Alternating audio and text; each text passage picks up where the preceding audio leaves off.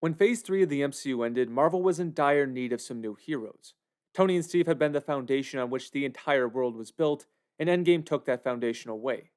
So Marvel had two options for building a new base: introduce new characters and or develop existing ones.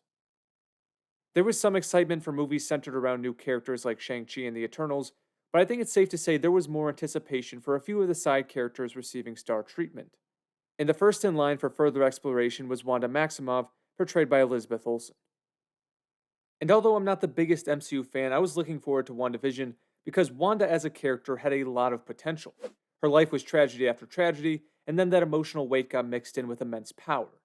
There is a lot you can do with that dynamic, and Elizabeth Olsen has always been charming in the role, so I was anxious to see her approach in stories with more emotional depth. WandaVision had its problems, but it did a lot of positive things, and made Wanda a much more nuanced and interesting character. The show made me eager to see more of her, which is a testament to its success.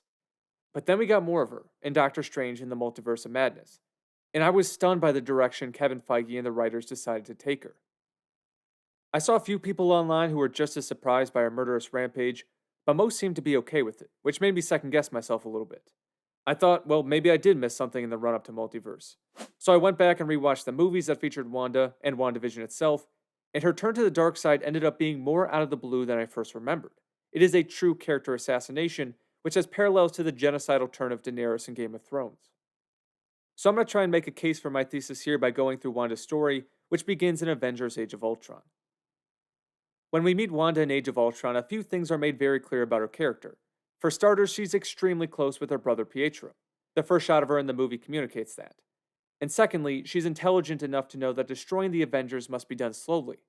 She sees inside the mind of Tony and his fellow Avengers and recognizes that their personal flaws, their fears, and desires can be exploited. Wanda and Pietro are both cynical because they've watched Tony be celebrated all over the world while their world was destroyed by one of his weapons. But for Wanda specifically, if you could see inside people's minds, there's a pretty good shot you're going to be a cynic and slow to trust strangers. You're wondering why you can't look inside my head. Sometimes it's hard. But sooner or later, every man shows himself. And on a side note, I really like when she's speaking in Age of Ultron and her emotions spike, her eyes flare red. This hints towards another important part of her character, which we'll get into in a minute. So Wanda and Pietro join Ultron to destroy the Avengers, and she does some pretty bad shit during this time. Namely, she uses her powers to unleash the Hulk, which ends in mass destruction all over Johannesburg. Now, this was right after she was electrocuted by Clint, so she was angry, but still, pretty bad. Her villainy does not last long, however. Once she discovers that Ultron plans on restarting the human race, she and her brother turn against him. Because, like she says, what choice do we have? Wanda has a pointed hatred for the Avengers because of Tony, but she isn't a supervillain bent on general destruction. So when she's given the chance to save a train full of people by Cap, she does, and it's her first act of heroism. Her transition into the Avengers is not easy at first. Bruce threatens to choke her to death, and everyone resents her and Pietro to varying degrees, which is appropriate. It's also at this point that Vision is created, and Wanda is immediately drawn to him because of the Mind Stone connection. The Avengers eventually warm up to Wanda because they're fighting for survival, and she shows deep remorse for helping Ultron. She's not an evil person. In fact, she wants to help the innocent. She was just possessed by a desire for revenge. And her scene with Clint where he offers her a clean slate, that's an awesome scene. She chooses the path to heroism and redemption, in effect making her another addition to the Avengers. What about the core? I'll protect it. It's my job. Now, although Wanda's arc is a redemptive one, we do see the ingredients for a villain. When Pietro is killed, she feels it immediately. She falls to her knees in a fit of pure rage and sadness, annihilating everything in her vicinity. And when you look at this shot, you can definitely see some moral vulnerabilities. The most glaring vulnerability is the fact that when her emotions run wild, she becomes extremely powerful. That is very interesting, but it's not something the writers care about in future movies, which is a missed opportunity to me. All in all, Age of Ultron was a strong character introduction, but if the plan was to make her a villain, the problems start where her character starts. After ripping out Ultron's heart, or whatever it is, she officially joins the Avengers, dedicates her life to them. I think that was the first error. It would have made more sense to have her help save the world, but then take on a more neutral role. Wanda is very powerful, so the Avengers would come to her for help, and then perhaps it is Vision who recruits her to join the team. He could have been the Wanda Whisperer, the character who could ease her cynicism, reduce her anguish, and bring out the best parts of her. But they take on a more conventional route. Civil War begins with Wanda as a full-fledged member of the Avengers who nobody has any resentment towards. Wanda's arc in Civil War is not related to her morality. She's fully on the side of good. Her evolution is tied to her powers and how she sees herself. After Wanda destroys half a building, killing 30 people, a debate is raised about the best way to deal with her power. Tony and his allies see Wanda as a dangerous weapon who requires oversight. Steve and his allies see her as a young hero who's simply learning how to control her powers, and the best course of action would be to help her grow and feel confident in her abilities. Vision takes the in-between position. He grows to care about Wanda and wants her to be seen the way he sees her, but he believes that Tony's plan is the best way for that to happen. He believes that oversight will prevent Wanda from being scapegoated when missions don't end perfectly. Wanda is forced to choose who's right. Should she be kept on a leash, or should she trust her own instincts? She ends up choosing the latter. I can't control their fear, only my own. Wanda's arc in Civil War solidifies her status as a hero. If she was truly meant to become a villain, she would have sided with Tony. She would have said to herself, all these people say I'm a dangerous weapon, maybe they're right. But she rejects that perspective and chooses to be confident in her own ethical approach. And Vision eventually concedes that she was correct in that decision. And on a smaller scale, there are character traits we see from Wanda that do not foreshadow wickedness. She is polite to everyone. Vision even says, nobody dislikes you, Wanda. She does what Steve tells her to do in the field. She doesn't ever venture into any moral gray areas. She is a compassionate person. And as I said before, I think her relationship with the Avengers should have been much more contentious, with Vision acting as a bridge. I can hear people saying, well, Wanda was keeping her emotions bottled up, and WandaVision is the therapy session that shows us her true feelings. That's a fair point, but people who internalize their feelings let loose every once in a while, and that's just not something we see in the movies. Like most established characters in Infinity War, Wanda doesn't have too much of an arc. We find her in a relationship with Vision, which is a relatively large jump, given that we don't see them together too much in Civil War, but Paul Bettany and Elizabeth Olsen do a great job making it believable. Infinity War does show the development of her powers, which are considerable, and then the rest of her story is built around her decision to sacrifice Vision for the greater good, and she handles it like the hero we've seen her become. It's a horrible decision she's forced to make, but she does what needs to be done. And then when Thanos turns back time, she's forced to witness yet another personal tragedy. Now, I think that Wanda's behavior in Age of Ultron and Civil War should 100% be taken into consideration when turning her into a villain, but we could write off those character arcs and say that her fall begins with the death of Vision, everything before that's just noise. If that's the case, then Endgame and WandaVision must be a villain origin story. Those two stories must believably turn her into a mass murderer.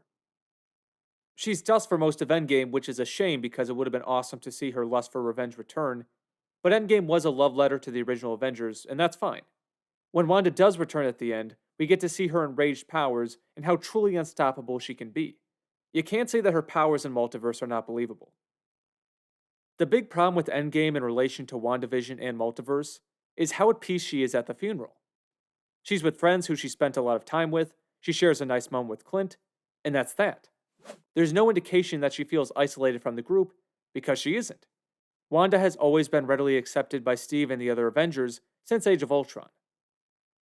Now, I'm sure that by Endgame, Marvel knew what Wanda's arc was going to be, so I think it would have made more sense if Wanda stood towards the back by herself, or maybe didn't even show up. I mean, Tony was the one person who actually antagonized her. If she passed on the funeral to grieve Vision, that wouldn't be too out of character. So because of the harmonious conclusion to Endgame, WandaVision is given the tall task of turning Wanda into a villain. It's the only story that stands between Endgame and Multiverse. So does it accomplish the goal? Does it, in convincing fashion, make Wanda into someone who's willing to kill the very people she used to fight alongside? WandaVision does a good job exploring the grief of Wanda, given the show's abnormal style. The commercials every episode were a lot of fun, and gave us insight into her past and how it affected her. There were times when I thought the sitcom format took away from intimate moments, but Marvel has always had trouble allowing drama to rest without breaking the tension with a quip. But although WandaVision explores her grief and depression, her arc is 100% a redemptive one. I've seen some people say that Wanda's actions in Multiverse are not surprising, given the fact that she enslaved an entire town, But it's important to keep in mind, and the show highlights this point frequently, Wanda does not choose to enslave the town. It's a subconscious creation born from her pain. Once the world is created, Wanda is partly a victim of her own spell.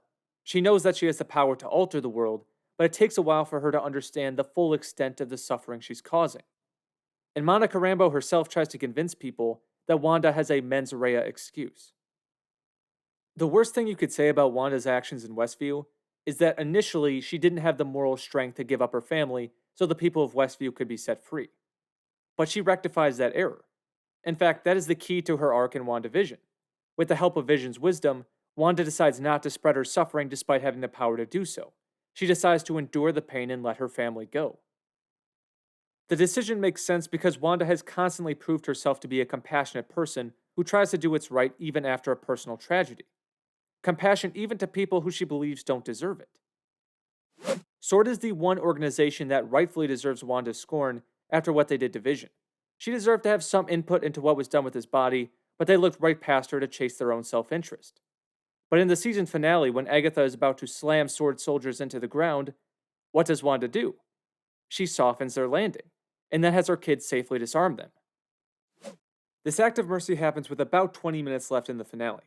So 30 minutes of screen time after saving her enemies, Wanda is killing her friends. In 10 minutes of screen time after gracefully letting her children go, she's ruthlessly chasing them to the ends of the multiverse. This massive change in character is justified by the end credits scene in WandaVision, which is 10 seconds of her studying the Darkhold. This supposedly morphs her into a cold-blooded killer. I've seen a few people critique this by saying that we don't see her corruption, we just see her reading a book for a few moments and now she's evil. I agree with that critique, of course, it's lazy storytelling, no doubt a result of Marvel trying to keep to their release schedule, but there is another part of this creative choice that I think should be noted as well. Wanda is introduced to the Darkhold in Agatha's evil lair. It's called the Book of the Damned, and it's obviously having a horrific effect on Agatha. And Wanda, after enduring a transformative moral experience, dives into it like it's a Dostoevsky novel. Reading that book is a massive decision that someone as good as Wanda wouldn't do without hesitation, even if she is anxious to understand her powers. This is the same person who ends WandaVision by telling Monica, "I'm sorry for all the pain I've caused." If Marvel wanted to do the descent into evil via the Darkhold more cleanly, they had two clear options. They could have had a second season of WandaVision where Wanda is slowly captured by the book. Perhaps she initially uses it under emergency circumstances to defeat an enemy, and then grows to depend on it. And White Vision could feature into that story as well. Or if Marvel really wanted to keep to the release schedule, they could have had Wanda defeated at the end of WandaVision. SWORD, with the help of Stephen Strange, could have cut Wanda off from her world and her children by force. Agatha is defeated in the assault and hands the Darkhold off to Wanda. So Wanda would be furious at Strange and desperate to get her children back. I would prefer a second season of WandaVision, but that would have worked too. Now, there were some warning signs that Wanda was in store for mistreatment. Sam Raimi said he didn't know about WandaVision until he was 3/4 the way through the writing process, and to make matters worse, he didn't even watch the entirety of the show, which is a quick watch, by the way. Many of the episodes are like 30 to 35 minutes. I have no idea why Raimi said this publicly. You'd think he'd want the audience to believe he knows his characters inside and out. And even Elizabeth Olsen, who really cares about her character, has said that the killing was tough for her. She told IndieWire in an interview, "I was also supposed to kill more. I had a hard time with it. I was like, these are human beings and Wanda is okay with ending their lives? But I just had to buckle down and think all of these people are in her way, and she's warned Doctor Strange not to get in her way. And he did. And he didn't listen. And so I just had to go from that point of view." Wanda had a villainous introduction built on a desire for revenge. But after Civil War, she's a fully established hero who shows no signs of wavering. With that said, there were many directions they could have gone with the character after Endgame, given the death of Vision and her tragic family history. I like the WandaVision arc, and I think Wanda becoming a very powerful, reluctant hero was the right trajectory. But they also could have pulled off a believable villain transformation as well. It just seems to me that the Marvel machine got in the way of doing it right. It's an arc that requires patience, and maybe those types of stories just aren't feasible given Marvel's cameo-centric ambitions. The MCU is a massive cultural force, so I wish they'd take their time with characters and not rush change for the sake of the grander picture, but I am glad that most viewers of Multiverse loved Elizabeth Olsen's performance because she does do the best with what she's given. I just couldn't personally buy into what they did with her character. and I really can't envision a way forward for Wanda unless they hit the reset button with a new variant. If you've made it this far, thank you so much for stopping by, I greatly appreciate it. And if you disagree and believe that Wanda's turn was done well, let me know why in the comments. And if you want more videos like this in the future, make sure to like and subscribe on your way out. Have a fantastic rest of your day. I'll talk to you soon.